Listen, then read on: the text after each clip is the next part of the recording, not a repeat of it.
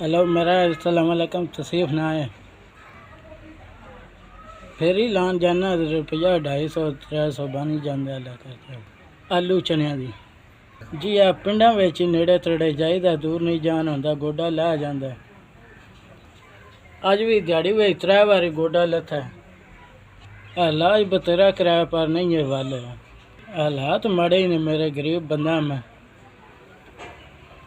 ये आलू बड़े महंगे लभ रहे हैं, 160 रुपये की दड़ी लत्ता तो भी ना, ता वास्ते थोड़ा सारा समान लाना तो टुर पन्ना लैके हौली हौली टुरदे ही जाना होंदा है।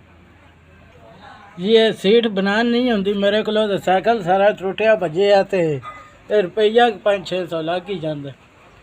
इो कोई 250-300 रुपया कमाना। आलू शालू ज़्यादा हों तो मैं ज़्यादा भी कमा लेना।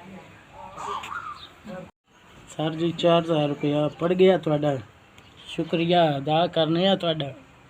हैंडल शैंडल सारा कोई पवाना वेख लो। अल्लाह ताला तुहानू खैर कारी नाल फड़ावे। अल्लाह तुहाडे वास्ते शुक्रिया अदा। अल्लाह ताला तुहाडी खिदमत के बल होवे, तुसी गरीबां बंदियां दी मदद करदे हो। इंशाअल्लाह क़यामत ताईं जिउंदे रहो। अल्लाह खैर करे तुहाडे वास्ते। तुहानू दुआवां पढ़दियां न पईयां। गरीब बंदे वास्ते दुआ तुहाडे वास्ते पहुँचदी है, गरीब बंदे देंदे हो कि